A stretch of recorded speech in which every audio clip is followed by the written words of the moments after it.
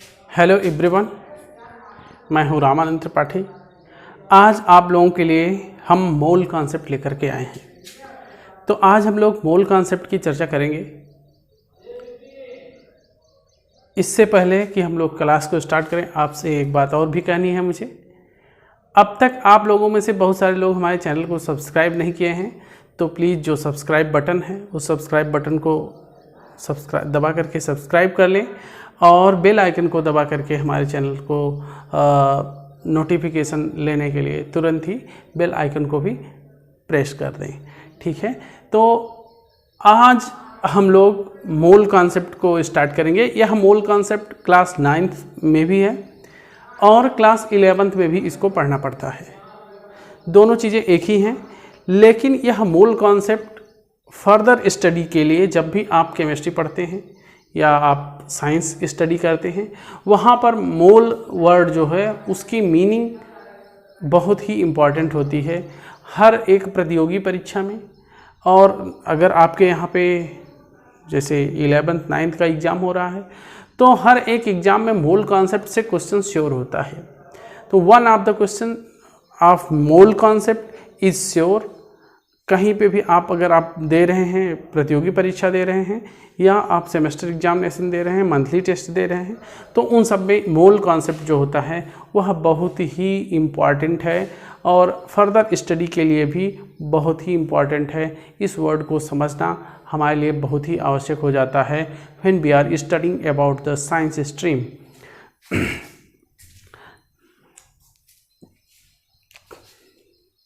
चलिए क्लास को स्टार्ट करते हैं। तो मोल कॉन्सेप्ट समझने से पहले कुछ हम लोग दूसरी बातों को भी जान लेते हैं। जैसे अगर हम लोग बोलते हैं 1 दर्जन है कोई चीज़, 1 दर्जन किसी भी चीज़ के लिए जब हम यूज़ करते हैं, ठीक है, 1 दर्जन पेन्स हैं, 1 दर्जन प्यूपल हैं, 1 दर्जन बनानास हैं, एप्पल्स हैं, मैंगोज़ हैं, किसी भी थिंग्स के साथ अगर हम 1 दर्जन वर्ड यूज कर देते हैं तो हमारे दिमाग में तुरंत ही आइडिया आ जाता है 12 थिंग्स का। Means that is the collection of 12 things.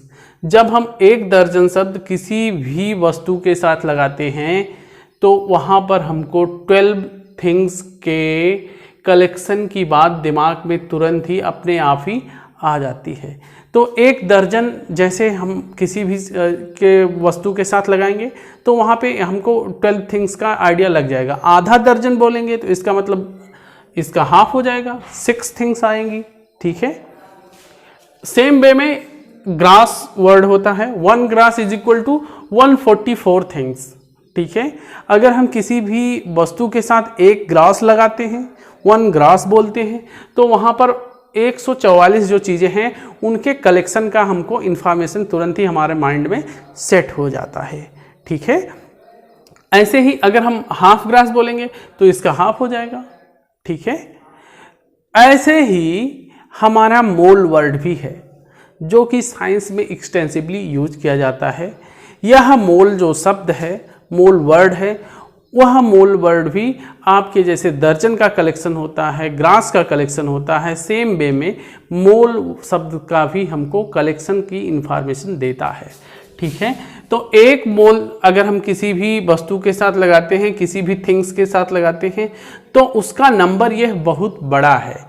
1 मोल जो वर्ड होता है यह काफ़ी बड़ा वर्ड है। ठीक है, काफ़ी बड़ा नंबर है इसका। ठीक है, तो 1 मोल जो होगा वो इक्वल है 6.022 इंटू 10⁻23 थिंग्स। 1 मोल अगर हम किसी भी वस्तु के साथ लगाते हैं तो उसका मतलब क्या है, इतना बड़ा कलेक्शन। ठीक है, यह जो नंबर है काफ़ी बड़ा है, बहुत लार्ज अमाउंट है, 10⁻23 है। मतलब इस डेसिमल पॉइंट के बाद 23 पॉइंट पर डेसिमल जाएगा। ठीक है, तो इस प्रकार से यह कलेक्शन बहुत ही बड़ा हो जाता है 1 मोल। लेकिन जब भी हम किसी भी वस्तु के साथ, किसी भी आइटम्स के साथ अगर हम 1 मोल वर्ड यूज कर रहे हैं, मोल वर्ड यूज कर रहे हैं, तो हमको यही नंबर उस थिंग्स के साथ मल्टीप्लाई करके रखना है। 1 मोल के लिए इतना आएगा, 2 मोल के लिए इसका डबल हो जाएगा, 3 मोल के लिए इसका ट्रिपल हो जाएगा, और हाफ मोल बोला जाएगा तो इसका हाफ हो जाएगा। ठीक है, जैसे 1 दर्जन बोलते हैं तो 12 थिंग्स का हमको इंफॉर्मेशन मिलता है, 2 दर्जन बोलेंगे तो 24 थिंग्स हो जाता है। ठीक है, दिमाग में आइडिया तुरंत आ जाता है। वैसे ही हमको अब दिमाग में अपने ये फिट करना है कि अगर 1 मोल किसी भी वस्तु के साथ लगा दिया गया, किसी भी थिंग्स के लिए लगा दिया गया है 1 मोल, तो इसका मतलब क्या होगा, 6.022 इंटू 10⁻23 थिंग्स की इंफॉर्मेशन तुरंत ही हमारे दिमाग में आ जाती है। ठीक है, तो यहां पे इतनी बात तो आपको क्लियर होनी चाहिए। अब आगे बढ़ते हैं। यह जो नंबर है, यह नंबर एक साइंटिस्ट थे एवोगैड्रो, उन्होंने इस नंबर को दिया था।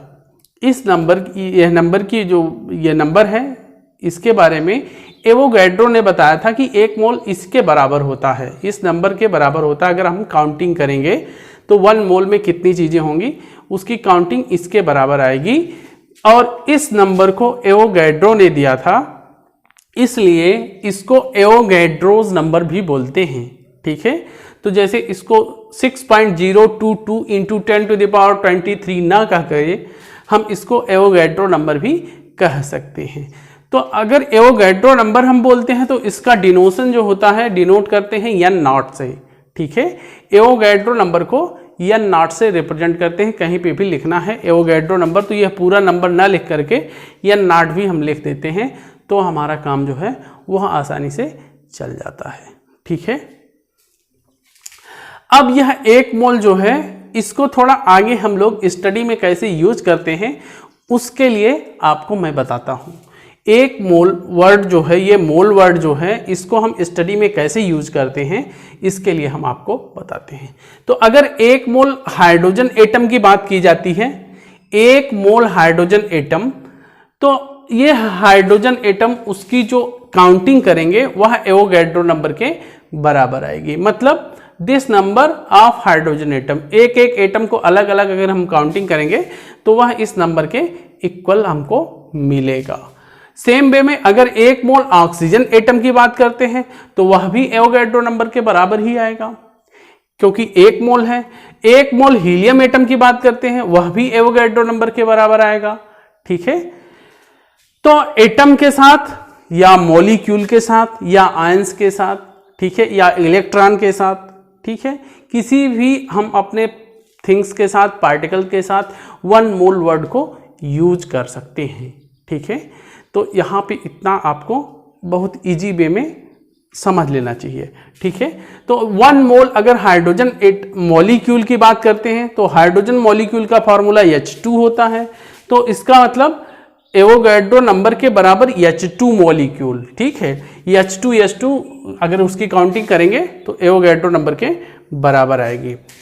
In the same way 1 mole nitrogen molecule की बात हो रही है, तो मॉलिक्यूल में क्या होगा, वह भी इसी के बराबर आएगा। ठीक है, अब यहाँ पे N2 को 1 यूनिट मान करके उसकी काउंटिंग होगी, क्योंकि 1 मॉलिक्यूल जो है वो N2 है और H2 जो है वह भी एक ही मॉलिक्यूल है, तो इसको 1 यूनिट माना जाएगा। ठीक है, मॉलिक्यूल में 2 एटम हैं। ठीक है, जब एटम पूछा जाएगा तो वैल्यू डबल हो जाती है। ठीक है, क्योंकि 2 एटम यहाँ पे प्रेजेंट होते हैं एक हाइड्रोजन मॉलिक्यूल में। ठीक है, तो हाइड्रोजन एटम के लिए वैल्यू डबल कर देंगे। ठीक, वैसे ही नाइट्रोजन एटम अगर इसमें पूछा जाएगा कि 1 मोल नाइट्रोजन मॉलिक्यूल में कितने नाइट्रोजन के एटम होंगे, तो 1 मोल नाइट्रोजन मॉलिक्यूल की वैल्यू जो होगी वह 6.022 इंटू 10⁻23 है। ठीक है, यह N2 की वैल्यू है। ठीक, और एक N2 में 2 नाइट्रोजन एटम है, इसलिए इसकी वैल्यू जब नाइट्रोजन एटम को कैलकुलेट करेंगे तो यह वैल्यू हमारी डबल हो जाती है। ठीक है, तो यहाँ पर यह बात भी ध्यान में रखना है। ठीक है, अब यहाँ पे हम लोग मोल कॉन्सेप्ट का जो मेन यूज है आपके साइंस में उसके बारे में डिस्कस करेंगे। ठीक है, तो मोल कॉन्सेप्ट का जो यूज है मेन, वह मास कैलकुलेट करने में है। ठीक है, तो किसी भी हमारे एटम का मास हो, मॉलिक्यूल का मास हो या आयन का मास हो, उनके मास को अगर हमको कैलकुलेट करना है तो मोल कॉन्सेप्ट का ज़्यादा बहुत ही अच्छा यहाँ पे यूज होता है। लेकिन यह मोल कॉन्सेप्ट का जो मैजिकल रिलेशन है मास से वह बहुत ही अच्छा है। ठीक है, यहाँ पर हम देखते हैं मोल कॉन्सेप्ट के लिए, जैसे हम जानते हैं कि हाइड्रोजन एटम है। ठीक है, हाइड्रोजन एटम का यूनिफाइड मास जो होता है, यूनिफाइड मास, ठीक है, तो हाइड्रोजन एटम का यूनिफाइड मास 1 यूनिफाइड होता है, ऑक्सीजन का 16 यूनिफाइड होता है, नाइट्रोजन का 14 यूनिफाइड होता है, हीलियम का जो होता है वह 4 यूनिफाइड होता है। इस प्रकार से डिफरेंट डिफरेंट जो एटम्स होते हैं उनके यूनिफाइड मासेस हमको पता है, और यह यूनिफाइड मास जो होता है वह एटॉमिक मास होता है। ठीक है, तो हाइड्रोजन का यूनिफाइड मास या एटॉमिक मास बोले तो 1 यूनिफाइड होगा, ऑक्सीजन का जो एटॉमिक मास या यूनिफाइड मास बोले तो वह 16 होगा। तो इसको हम एटॉमिक मास भी बोल सकते हैं। ठीक है, एटॉमिक मास भी बोलते हैं इसी को। ठीक है, एटॉमिक मास जो होता है वह यूनिफाइड स्केल पर होता है। ठीक है, या यूनिफाइड मास भी बोल सकते हैं। ठीक है, तो एक हाइड्रोजन का जो यूनिफाइड मास होता है हाइड्रोजन एलिमेंट का वह 1, ऑक्सीजन का 16, नाइट्रोजन 14, हीलियम 4। अब अगर हम 1 मोल हाइड्रोजन एटम इकट्ठा कर लेते हैं, 1 मोल हाइड्रोजन एटम इकट्ठा कर लेते हैं तो वह नंबर बहुत बड़ा है और हमको वैल्यू जो मिलती है वह अच्छी वैल्यू मिलेगी। ठीक है, काफ़ी बड़ी वैल्यू हमको मिलेगी। तो यह जो यूनिफाइड मास होता है यह कंपैरेटिव एटॉमिक मास होता है। एटम का बात समझिए और एटम को मेजर किया गया है। ठीक है, तो यूनिफाइड मास जो होता है वह एक एटम का मास होता है, इसलिए इसको एटॉमिक मास भी बोलते हैं।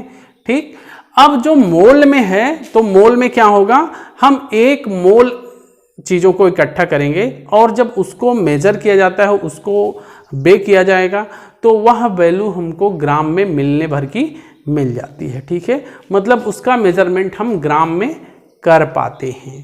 ठीक, जब हम कोई चीज़ 1 मोल इकट्ठा कर लेते हैं तो उसका मेजरमेंट हम आसानी से ग्राम में कर लेते हैं। और यहाँ पर मैजिकल रिलेशनशिप यह है आपके मोल का कि 1 मोल किसी भी सब्सटेंस का मास उतना ही होता है, 1 मोल सब्सटेंस का मास उतना ही होता है जितना कि आपके एटॉमिक मास की वैल्यू होती है। ठीक है, एटॉमिक मास की जो वैल्यू होती है वही वैल्यू 1 मोल के लिए भी होती है, लेकिन यहाँ पर यूनिट मोल के लिए ग्राम में आती है।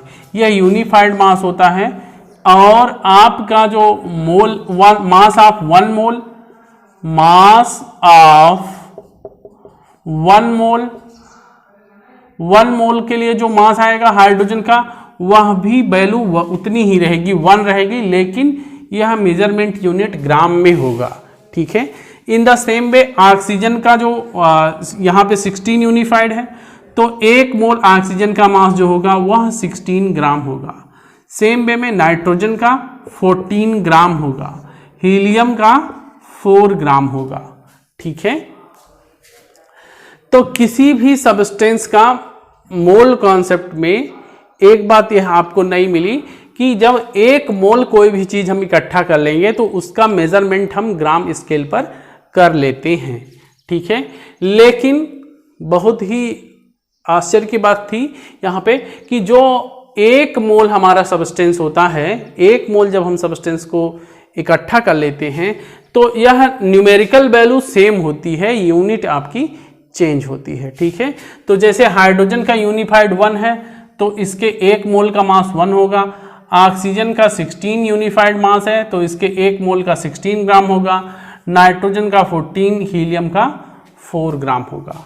ठीक है, तो यहाँ पर यह रिलेशन हमको मिल जाता है और आसानी से एक ही न्यूमेरिकल वैल्यू याद करके हम उनके 1 मोल के मास को पता कर लेते हैं। ठीक है, अब लेकिन यहाँ पर अगर हम 1 ग्राम हाइड्रोजन की बात करते हैं तो यह वैल्यू बराबर होगी 6.022 इंटू 10⁻23।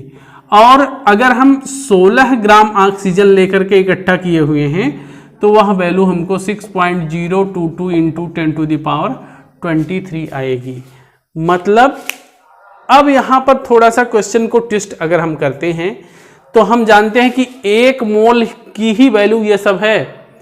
1 मोल हाइड्रोजन का मास जो है वह 1 ग्राम होता है। तो 1 मोल में कितने पार्टिकल्स होते हैं? पार्टिकल्स तो एवोगैड्रो नंबर के बराबर होंगे। ठीक है, 1 मोल अगर हम ऑक्सीजन इकट्ठा किए हुए हैं तो उसकी वैल्यू 16 ग्राम है। ठीक है, और यहां पर अगर इसकी गिनती करते हैं ऑक्सीजन की तो वह भी गिनती इतने के बराबर आएगी, क्योंकि 1 मोल हमने इकट्ठा किया है। तो मोल की वजह से नंबर तो सबके बराबर आएंगे, लेकिन भार सबका अलग अलग आएगा। जैसे क्यों ऐसा हो रहा है? ऐसा इसलिए होता है कि जैसे देखिए, अगर आपको 1 दर्जन केला लेके आना है और 1 दर्जन आपको वाटरमेलन लेके आना है, तो वाटरमेलन का साइज बड़ा होता है, भारी भी होता है वाटरमेलन। दोनों की काउंटिंग करेंगे तो सेम आएगा। ठीक है, लेकिन दोनों का मास निकालेंगे तो अलग अलग आएगा। ठीक है, गिनती तो सेम होगी लेकिन मास अलग अलग होगा। तो वही चीज यहां पर भी है कि 1 मोल हाइड्रोजन का जो नंबर होगा वह तो इतना ही होगा, 1 मोल ऑक्सीजन का जो नंबर होगा वह भी इतना ही होगा, लेकिन इनके मास अलग अलग होंगे। ठीक है, क्योंकि चीजें अलग अलग हैं। तो सेम वे में नाइट्रोजन के लिए भी यही वैल्यू आएगी 6.022 इंटू 10⁻23। आपका हीलियम के लिए भी वैल्यू आएगी 6.022 इंटू 10⁻23। तो इन सब की अगर हम काउंटिंग करते हैं तो काउंटिंग में तो नंबर सेम होता है। ठीक है, काउंटिंग में नंबर सेम होता है, लेकिन मास में वैल्यू अलग अलग आती है। और आपको जो क्वेश्चन ट्विस्ट किया जाता है वह वैल्यू इस ग्राम की वैल्यू को दे करके कंफ्यूज कर दिया जाता है। ठीक है, तो मतलब 16 ग्राम ऑक्सीजन जो है उसका नंबर 14 ग्राम नाइट्रोजन के बराबर है। तो 16-14 में आप यह नहीं समझ पाते हैं कि 16-14 के बराबर कैसे आ रहा है। ठीक है, तो बेसिकली बात यही है कि नंबर उसकी काउंटिंग की जाती है तो नंबर हमारे क्या होते हैं, वह सेम आते हैं। मास का मेजरमेंट जब किया जाता है तो वह वैल्यू अलग अलग आती है। ठीक है, यह बातें हमको यहाँ पे ध्यान में रखना होगा कि 1 मोल जो भी सब्सटेंस होता है उन सब में नंबर बराबर होगा, मास उनके अलग अलग होंगे, और यह मास की वैल्यू उसके यूनिफाइड जो मास होता है वही न्यूमेरिकल वैल्यू होगी, लेकिन यूनिट ग्राम में आएगी।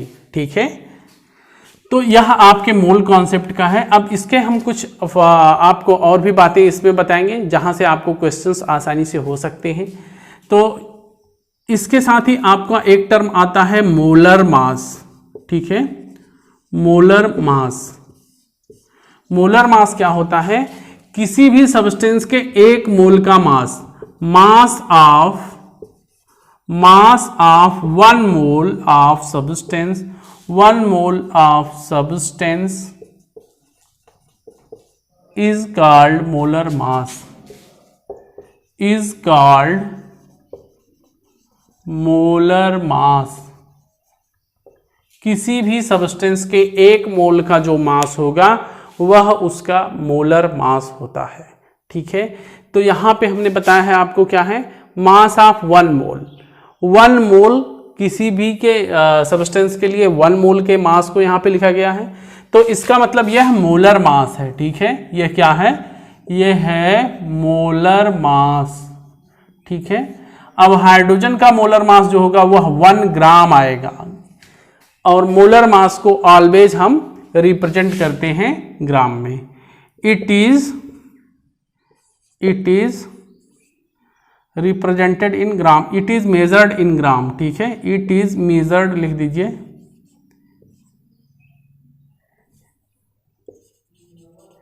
It is measured in gram. ठीक है, तो इसको ग्राम में मेजर किया जाता है। ठीक है, अब यहाँ पे यह भी ध्यान में रखना है कि हाइड्रोजन का मोलर मास अगर पूछा जाता है तो 1 ग्राम है, ऑक्सीजन का मोलर मास पूछा जाता है तो 16 ग्राम है, नाइट्रोजन का मोलर मास 14 ग्राम है, हीलियम का मोलर मास 4 ग्राम है। ठीक है, तो यहां पर क्वेश्चन को और भी ट्विस्ट किया जाता है कि इसके मोलर मास जो होता है वह 1 ग्राम होता है, और ऑक्सीजन का मोलर मास 16 ग्राम होता है, तो 1 मोल हाइड्रोजन रिएक्ट करेगा तो कितने मोल ऑक्सीजन की रिक्वायरमेंट होगी, आपको कोई एग्जाम्पल दे करके ऐसे क्वेश्चंस पुट किए जाते हैं। ठीक है, तो यह मोलर मास जो होता है इट इज रिप्रेजेंटेड बाय, यह भी लिख लीजिए, it is represented by capital M. Capital M से मोलर मास को रिप्रेजेंट किया जाता है। ठीक है, तो इतनी बातें ध्यान में रखते हुए आगे बढ़। नाउ अब अगर हमको नंबर ऑफ मोल्स कैलकुलेट करना है तो कैसे हम नंबर ऑफ मोल्स कैलकुलेट कर सकते हैं, यह मैं आपको बताता हूं। ठीक है, तो कोई भी अगर मोल कॉन्सेप्ट का क्वेश्चन करने के लिए सबसे पहले आपको जो भी चीज़ें दी गई हैं उसको मोल में कन्वर्ट कर लेना है। मोल की वैल्यू आपको पता कर लेना है। तो मोल की वैल्यू जब आप पता कर लेते हैं तो वहाँ से उसके पार्टिकल्स के नंबर भी मिल सकते हैं आपको, और उनके जितने भी पार्टिकल्स होंगे उनके नंबर मिल जाएंगे। उसके मोलर मास को भी आप समझ सकते हैं और मोलर मास को यूज भी कर सकते हैं। तो इस प्रकार से जो भी न्यूमेरिकल आपको मोल कॉन्सेप्ट का दिया जाएगा उसको सबसे पहले आप मोल में कन्वर्ट करेंगे, मोल में वैल्यू को कन्वर्ट करना चाहेंगे, उसके हिसाब से ही आप इसके बाद आपका न्यूमेरिकल जो होगा वह बहुत ही ईजी हो जाएगा। ठीक है, तो नंबर ऑफ मोल्स कैलकुलेट करने के लिए जो सबसे फर्स्ट फार्मूला है कि किसी भी सब्सटेंस का मास दिया गया है कि मान लीजिए 12 ग्राम हाइड्रोजन है या 12 ग्राम कार्बन है, तो इसमें कितने मोल होंगे। ठीक है, 12 ग्राम कार्बन है तो इसमें कितने मोल होंगे। ठीक है, तो इसके लिए फार्मूला है नंबर ऑफ मोल्स कैलकुलेट करना है गिवन मास। यह मास जो होगा यह बेसिकली आपका ग्राम में होना चाहिए क्योंकि मोलर मास हमारा ग्राम में होता है। ठीक है, तो गिवन मास मान लीजिए दूसरी वैल्यू में दिया गया है तो उसको ग्राम में हम कन्वर्ट करेंगे। ठीक है, गिवन मास अपान मोलर मास। मोलर मास क्या होता है, उसी सब्सटेंस का मोलर मास जिसका वेट कुछ दिया गया है, जिसका कुछ मास दिया गया है, उसी सब्सटेंस का मोलर मास हम यूज करेंगे। तो मोलर मास आपको अगर यूनिफाइड मास आपने याद कर लिया है तो मोलर मास भी आप उसी से बना सकते हैं, केवल वैल्यू को ग्राम में पुट कर देना है। इसको सिंपल फॉर्मूले में लिख सकते हैं, नंबर ऑफ मोल्स को स्मॉल एन से रिप्रेजेंट करते हैं, गिवन मास को स्मॉल एम से रिप्रेजेंट करते हैं और मोलर मास को कैपिटल एम से। तो small n is equal to small m upon capital M, यह वैल्यू हम पुट करके इस फॉर्मूले से नंबर ऑफ मोल्स को कैलकुलेट कर सकते हैं। ठीक है, दूसरा फॉर्मूला है कि अगर आपको मास नहीं दिया गया है तो उनके काउंटिंग दी गई होगी, पार्टिकल्स की कोई भी नंबर दिए गए होंगे। ठीक है, तो वहां से भी नंबर ऑफ मोल्स हम निकाल सकते हैं, that is the given number of particles upon Avogadro number. तो एवोगैड्रो नंबर की वैल्यू हम जानते ही हैं। ठीक है, एवोगैड्रो की वैल्यू हमको पता ही होती है 6.022 इंटू 10⁻23, और केवल हमको क्या पता करना होता है, वह पार्टिकल का कितने नंबर है। ठीक है, तो अगर नंबर हमको दिया गया है तो एवोगैड्रो नंबर से डिवाइड करके नंबर ऑफ मोल्स निकाल सकते हैं, और अगर नंबर ऑफ मोल्स दिया गया है तो उसके क्या करेंगे, हम नंबर ऑफ पार्टिकल्स को भी कैलकुलेट कर सकते हैं। नंबर ऑफ पार्टिकल्स जो होता है उसको कैपिटल एन से रिप्रेजेंट करते हैं, एवोगैड्रो नंबर को एन नॉट से रिप्रेजेंट किया जाता है, नंबर ऑफ मोल्स को स्मॉल एन से। तो then we get the formula here that small n is equal to capital N upon N naught. ठीक है, तो यह दो फॉर्मूले यूज करके हम मोल कॉन्सेप्ट के क्वेश्चंस को आसानी से सॉल्व कर सकते हैं। लेकिन यहाँ पे ध्यान रहे कि यह जो गिवन मास है इसको हमको किसी भी तरीके से इसको कन्वर्ट करके ग्राम में वैल्यू को पुट करना है। आइए हम लोग मोल कॉन्सेप्ट के कुछ क्वेश्चंस कर लेते हैं। तो यहाँ पे पहला क्वेश्चन है 12 ग्राम ऑफ ऑक्सीजन में कितने इसके मोल होंगे। ठीक है, तो इन सबको मोल में कन्वर्ट करना है। पहला क्वेश्चन है 12 ग्राम ऑफ ऑक्सीजन। ठीक, तो इसके लिए इसका मास दिया गया है, इसलिए जो मोल कॉन्सेप्ट में मास वाला फार्मूला है वो लगाएंगे, small n is equal to small m upon capital M. ठीक है, तो यहाँ पे हमको ऑक्सीजन के मोलर मास की जरूरत होगी। ठीक है, ऑक्सीजन का मोलर मास। यहाँ पर यह भी ध्यान देना है, अगर ऑक्सीजन एटम लिखा हुआ होता तो हम केवल ऑक्सीजन एटम की वैल्यू को कैलकुलेट करते, लेकिन यहाँ पे ऑक्सीजन गैस है और वहाँ ऑक्सीजन गैस O2 के फॉर्म में होती है। ठीक है, ऑक्सीजन गैस नेचर में O2 के फॉर्म में होती है, इसलिए O2 का मोलर मास कैलकुलेट करेंगे। ठीक है, तो सबसे पहले हम निकालेंगे molar mass of oxygen gas. Oxygen gas का मोलर मास निकालेंगे। O2 होता है फॉर्मूला, ये एक ऑक्सीजन का मास होता है 16 यूनिफाइड, तो यहाँ पर O2 के लिए 16 को 2 से मल्टीप्लाई करेंगे, दैट इज 32। यहाँ पे ध्यान रखिए मोलर मास निकाल रहे हैं तो मोलर मास के लिए वैल्यू ग्राम में होती है, यूनिफाइड वाली वही न्यूमेरिकल वैल्यू होगी लेकिन यूनिट ग्राम में आएगी। तो मोलर मास ऑक्सीजन का अब हमको मिल गया है 32 ग्राम। ठीक है, तो अब इस प्रकार से 12 ग्राम ऑक्सीजन में कितने ऑक्सीजन के मोल होंगे वह हम कैलकुलेट कर सकते हैं। इस फॉर्मूले से number of mole N is equal to value रखेंगे 12 ग्राम अपॉन 32 ग्राम। ठीक है, इसको सिंप्लीफाई कर लेंगे तो ये आपका आ जाएगा, इसको 2 से डिवाइड कर दीजिए, 6 अपॉन 16 आएगा, ग्राम से ग्राम कैंसिल हो जाएगा। ठीक है, तो और भी सिंप्लीफाइड करके इसकी वैल्यू को आप कैलकुलेट कर सकते हैं। आइए दूसरा क्वेश्चन देखते हैं। 20 ग्राम ऑफ वाटर। ठीक है, 20 ग्राम ऑफ वाटर है, तो सबसे पहले हमको इसका मोलर मास निकालना होगा। सबसे पहले मोलर मास निकालते हैं। मोलर मास ऑफ वाटर, तो मोलर मास ऑफ वाटर कितना होगा, फॉर्मूला है इसका H2O। हाइड्रोजन का जो मास होता है 1 होता है और इसके एटम है 2, इसलिए 1 को 2 से मल्टीप्लाई करेंगे, प्लस ऑक्सीजन का होता है 16। ठीक है, तो यह वैल्यू हमको कितनी मिलेगी, 18 मिलेगी। चूंकि हम मोलर मास ले रहे हैं इसलिए यह वैल्यू हमारी ग्राम में होगी। ठीक, अब क्या करना है, इसका मास दिया गया है, नंबर ऑफ मोल्स निकालने के लिए फॉर्मूला वही लगाएंगे, given mass upon molar mass. Molar mass हमको ये मिल गया है, मोलर मास ये मिल गया है, मास यहाँ पे दिया गया है, तो हम वैल्यू पुट करेंगे नंबर ऑफ मोल्स के लिए। ये हमको मिलेगा 20 ग्राम अपॉन 18 ग्राम। ठीक है, ग्राम से ग्राम कैंसिल हो जाएगा और आप जो है इसको सिंप्लीफाई करके आंसर आप लिख लीजिएगा। ठीक है, तो इन द सेम वे यहाँ पे निकालते हैं 22 ग्राम ऑफ कार्बन डाइऑक्साइड में कितने मोल होंगे कार्बन डाइऑक्साइड के। तो सबसे पहले मोलर मास ही निकालना होगा, तो निकालते हैं मोलर मास ऑफ CO2। तो CO2 का फॉर्मूले से हम इसका मोलर मास निकालेंगे।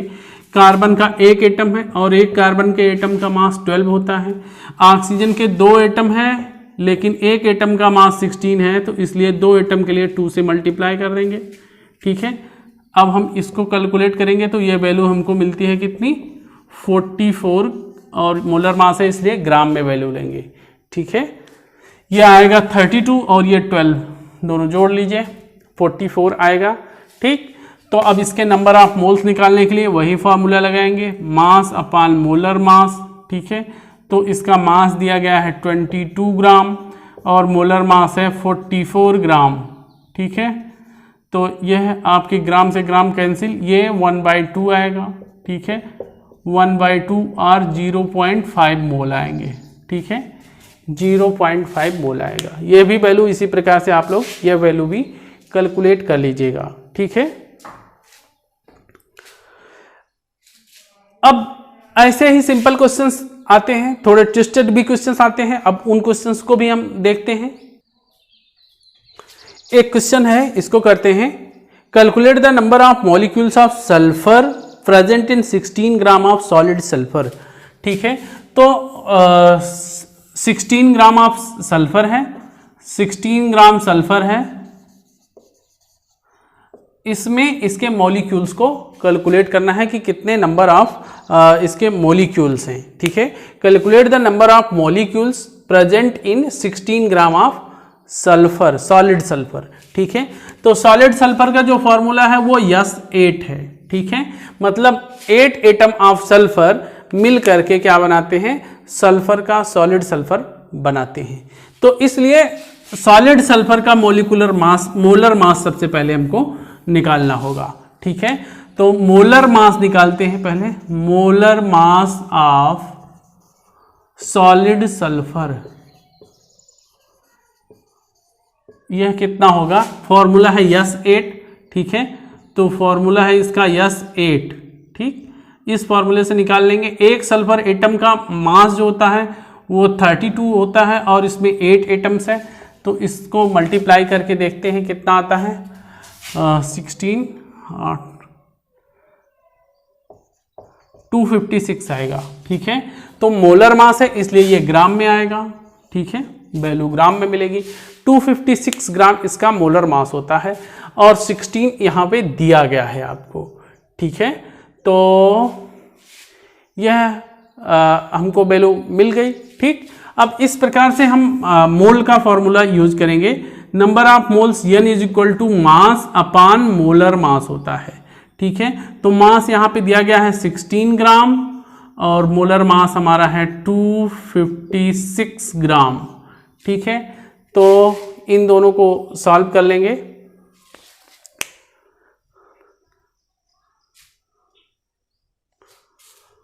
तो देखिए यह सॉल्व करेंगे, ग्राम से ग्राम कैंसिल हो जाएगा और 16 से इसको डिवाइड कर देंगे तो यह भी 16 आएगा, तो 1/16 आएगा। ठीक है, नंबर ऑफ मोल्स क्या होंगे हमारे, वो 1/16 आएंगे। ठीक है, 1/16 आएगा नंबर ऑफ मोल। ठीक है, अब यहां पर हमको नंबर ऑफ मोल मिल गया है। ठीक है, नंबर ऑफ मोल मिल गया है, तो इसलिए अब हम नंबर ऑफ मॉलिक्यूल्स निकाल सकते हैं। ठीक है, तो नंबर ऑफ मॉलिक्यूल्स निकालने के लिए दूसरा जो फॉर्मूला आपको बताए थे वह यूज कर सकते हैं। Number of moles is equal to number given number upon Avogadro number, यह फॉर्मूला बताया था।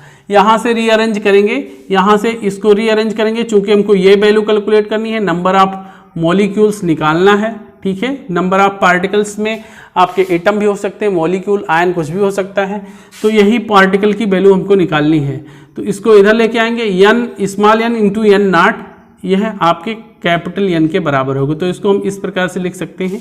देखें, यह वैल्यू आपकी इस प्रकार से मिलेगी, n into n naught is equal to n, या इसको दूसरे वे में लिख सकते हैं, n is equal to small n into n naught. ठीक है, यह आपका जो फॉर्मूला है अब यहाँ पे लगा देंगे। ठीक है, तो यह वैल्यू हमको कैलकुलेट करनी है। Number of means number of sulphur atom हमको सल्फर मॉलिक्यूल, ठीक है, मॉलिक्यूल निकालना है। तो यह value n, number of moles यहाँ से ले लेंगे और n नॉट की वैल्यू हमको पता है, यह क्या मिलेगा, 1/16, ये तो n हो गया, इंटू एवोगैड्रो नंबर 6.022 इंटू 10⁻23। ठीक है, तो इसको इससे डिवाइड कर दीजिए। ठीक, इसको इससे डिवाइड कर दीजिए, ये वैल्यू 10 की पावर जो आएगी आपकी वो वैल्यू मिलेगी। ठीक है, तो इस प्रकार से आपकी वैल्यूज मिल जाएंगी। ठीक है, सिंप्लीफाई करके आप लिख लीजिएगा। ठीक, तो ऐसे क्वेश्चंस आपके मिल जाएंगे। तो जो वैल्यू मिलेगी वही क्या होगी, नंबर ऑफ सल्फर मॉलिक्यूल्स की होगी, वही आपका आंसर आएगा। ठीक, आइए इस सेशन का एक लास्ट और टिपिकल क्वेश्चंस करते हैं। क्वेश्चन है, calculate the number of aluminium ions, calculate the number of aluminium ions present in 0.051 gram of aluminium oxide. ठीक है, तो दिया गया है आपको 0.051 ग्राम, क्या दिया गया है, एल्यूमिनियम ऑक्साइड, और एल्यूमिनियम ऑक्साइड का फार्मूला होता है Al2O3। ठीक है, अब इसमें कितने एल्यूमिनियम आयन प्रेजेंट होंगे यह आपको देखना है। ठीक है, तो सबसे पहले यह जो है एल्यूमिनियम ऑक्साइड अगर आयनाइज होगा तो कितने आयन प्रोड्यूस करेगा। ठीक है, यहां से इस क्वेश्चन को देखते ही, Al2O3 है, Al2O3 अगर ये आयन बनाएगा अगर ये आयन बनाएगा तो कैसे आयनाइज होगा, यह 2Al3 पॉजिटिव आयन देगा प्लस 3O2 नेगेटिव आयन देगा। ठीक है, मतलब अगर यह एक एल्यूमिनियम ऑक्साइड आयनाइज होता है तो इससे 2 एल्यूमिनियम आयन प्रोड्यूस होंगे।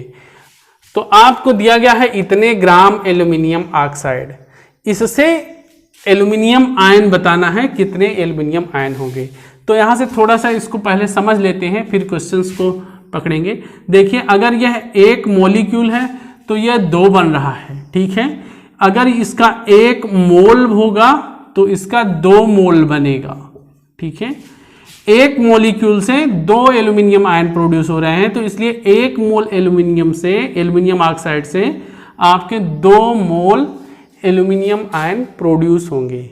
ठीक है, और जब वैल्यू हमको मोल में मिल जाएगी तो हम इसके नंबर आसानी से बता सकते हैं। ठीक है, तो सबसे पहले हमको क्या करना है, यह जो हमको दिया गया है इन सब से हम नंबर ऑफ मोल्स निकालेंगे। ठीक है, और चूंकि हमको एल्यूमिनियम ऑक्साइड का मास दिया गया है तो सबसे पहले इस एल्यूमिनियम ऑक्साइड के मोल को कैलकुलेट करेंगे। ठीक है, तो यह रिलेशन जानते रहेंगे, इसके आगे हम लोग अब क्वेश्चंस को सॉल्व करते हैं। तो मोल निकालने के लिए हमको सबसे पहले इसका मोलर मास निकालना होगा। ठीक है, तो मोलर मास ऑफ Al2O3 यह कैलकुलेट करना है।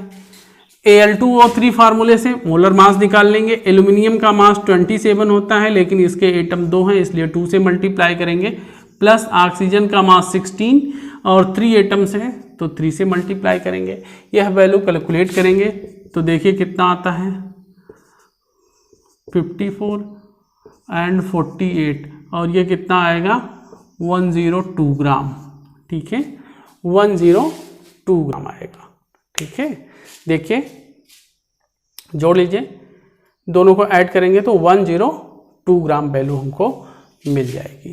ठीक, तो इसको मैं इधर लिख देता हूँ, दैट इज 102 ग्राम। ठीक है, ये लाइन हमको मिल जाएगी 102 ग्राम। ठीक, अब इसका मोलर मास तो हमको पता हो गया। ठीक, molar mass of aluminium oxide. तो अब एल्यूमिनियम ऑक्साइड के मोल्स को निकाल लेंगे। देन मोल्स ऑफ Al2O3 इन 0.051 ग्राम। यह मोल इसका कितना होगा, मास जो इसका है दिया गया है कितना है 0.051 ग्राम, और इसका मोलर मास हमको पता है 102 ग्राम। तो ग्राम से ग्राम कैंसिल हो गया, नंबर ऑफ मोल्स इसके हम कैलकुलेट कर सकते हैं। ठीक है, तो यहाँ पे इसको सिंप्लीफाइड कर सकते हैं, तो करना चाहें तो यहीं पे करें, अदरवाइज हम इसको दूसरी जगह पे भी ले जा सकते हैं, बाद में भी ऐसे ही रख दीजिए वैल्यू। तो इसको थोड़ा सिंप्लीफाइड कर लीजिए। देखिए डेसिमल पॉइंट को हम यहाँ से यहाँ लेके आ रहे हैं। ठीक है, 3 पॉइंट पर इसको लेके जा रहे हैं तो यहाँ 3 जीरो बढ़ाएंगे। ठीक है, तो 51/102 और इधर 3 जीरो, इतनी वैल्यू आ जाएगी। ठीक है, तो यह जो होता है 1 और ये 2 से डिवाइड हो जाएगा तो ये आपका ये वैल्यू मिलेगी। ठीक है, ये जीरो जो हैं इधर आ जाएंगे तो ये आपको वैल्यू मिलेगी 1/2 इंटू 10⁻3 इसको लिख सकते हैं। ठीक है, 2 इंटू 10⁻3 लिख सकते हैं। ठीक है, यह वैल्यू मिल जाएगी। यह किसकी वैल्यू है, यह नंबर ऑफ मोल्स है। ठीक है, नंबर ऑफ मोल्स किसमें, इतने ग्राम में। ठीक है, तो स्मॉल एन की वैल्यू यह है, ये स्मॉल एन की वैल्यू है। तो इसके नंबर ऑफ मोल्स हमको मिल गए। ठीक, अब हम इसके नंबर ऑफ मोल से इसके नंबर ऑफ मोल्स को कैलकुलेट कर सकते हैं। ठीक है, तो सीधे मोल से इसके मोल भी निकाल सकते हैं। क्योंकि एक मोल से आपका 2 मोल बनता है तो इसलिए 1/2 इंटू 10⁻3 मोल से इसके कितने मोल बनेंगे। ठीक है, तो यहाँ से मोल भी इसके निकाल सकते हैं। और दूसरा तरीका यह है कि अब इसका मोल मिल गया है, इसका मोल, तो इसके नंबर भी निकाल लें और उस नंबर को डबल करें। तो मोल वाला करना थोड़ा आसान होता है, कैलकुलेशन से हम बच जाते हैं। ठीक है, तो देन यहाँ से हम सीधे, अब चूंकि ये रिलेशन हम जान गए हैं तो इसलिए हम इसके नंबर ऑफ मोल्स निकाल सकते हैं। चूंकि 1 मोल 2 मोल देता है तो इसलिए यह जो 2 से मल्टीप्लाई हो जाएगा। Then number of moles of Al3 plus ions in Al2O3 यह बराबर किसके होगा? This is equal to Al2O3 के जो नंबर ऑफ मोल्स हैं, 1 मोल 2 मोल देता है, इसलिए 1/2 इंटू 10⁻³ जो है 1/2 इंटू 10⁻³, इसको भी हम 2 से मल्टीप्लाई कर देंगे। ठीक है, तो 2 से तो 2 कैंसिल हो जाएगा हमारा, ये मिलेगा क्या? 1/10⁻³ और इसको हम लिख सकते हैं क्या? इसको हम लिख सकते हैं 10⁻⁻3। ठीक है, number of moles of Al3 plus ions का क्या मोल मिलेगा? यह मोल मिलेगा। ठीक है, 10⁻³ मोल मिलेगा। ठीक है, तो इसलिए नंबर ऑफ मोल्स ये था। अब नंबर ऑफ एल्यूमिनियम आयन हम कैलकुलेट कर सकते हैं इसके मोल से। Then number of Al3 plus ion, Al3 plus ions यह बराबर किसके होगा? तो नंबर ऑफ मोल्स के लिए जो अभी पिछले फार्मूला बताया था वो फार्मूला लगाएंगे, n is equal to small n into n0। ठीक है, यह फार्मूला हम लोग यूज करेंगे। तो number of aluminium Al3 plus ion जो होगा इसका मोल इंटू एवोगैड्रो नंबर, तो इसका मोल ये है, ये मोल मतलब ये वैल्यू हमको मिले, ये फार्मूला यूज करेंगे हम लोग। नंबर ऑफ मोल्स जो है Al3 प्लस का कैलकुलेट कर लिया है। ठीक है, तो वही वैल्यू रख देंगे यहाँ पे 10⁻⁻3, ये स्मॉल n की वैल्यू है, इंटू 10⁻³ यह स्मॉल n की वैल्यू है और एवोगैड्रो नंबर की वैल्यू 022 इंटू 10⁻23। ठीक है, तो मल्टीप्लाई कर लीजिए, यह वैल्यू आएगी 6.022 इंटू 10⁻20। ठीक है, यही आपका आंसर है। ठीक है, यही आपका आंसर है 6.022 इंटू 10⁻23। ऐसे क्वेश्चंस जनरली कॉम्पिटेटिव एग्जाम्स में बहुत ही आते हैं, तो इन क्वेश्चंस का थोड़ा प्रैक्टिस कर लेंगे आप लोग तो आसानी से आपका हो जाएगा। तो उम्मीद है आप लोगों को ये सेशन अच्छा लगा होगा, और आपको अगर ये अच्छा लगता है तो हमारे चैनल को ज़रूर से ज़रूर सब्सक्राइब करिए और बहुत सारे लोगों तक शेयर भी करिए। ठीक है, जिससे कि ज़्यादा तक लोगों तक इस चैनल की पहुंच हो जाए। और अगला हम आपको ऐसे ही इनोवेटिव्स जो भी आपके डिफ़िकल्ट मैटर्स हैं केमिस्ट्री के, वो आपको देता रहूँगा। थैंक यू सो मच, आप लोगों का बहुत बहुत धन्यवाद।